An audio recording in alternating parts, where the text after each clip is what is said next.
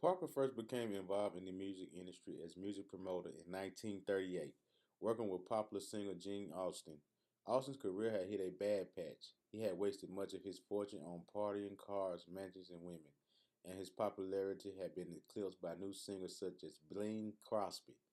Parker changed with the task of promoting the star, found the career transition to be smooth, using much of his corny experience to sell tickets and pack in crowds. He was a very good promoter, but he had his sights set on management. Tom Parker was born on June 26 in the Netherlands as Andreas Cornelius van Kuik. He was married to Loanne Mueller and Marie Frances Mott.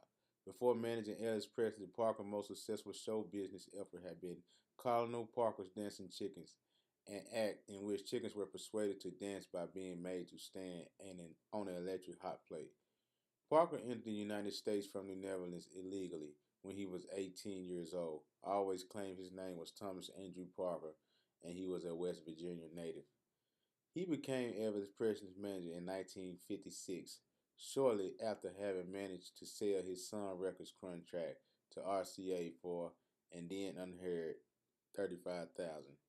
He got a 25% share of Elvis' paycheck. The share was later raised to 50% in 1967.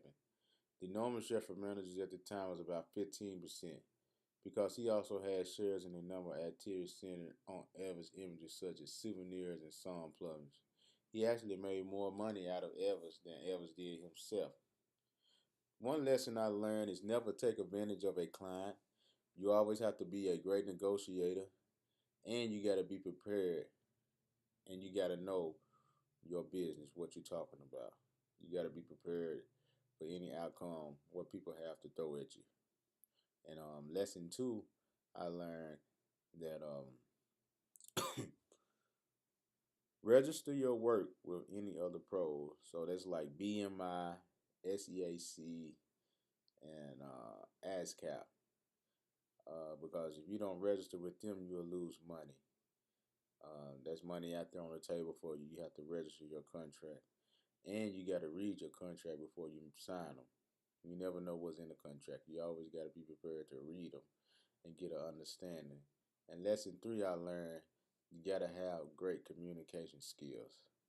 And then you have to build a relationship with your client. And you always must put your client before you put yourself. If you do these things, you'll become a better artist manager. You'll be on your game and you'll know what you're talking about. So you always got to be prepared and a great listener. Thank you.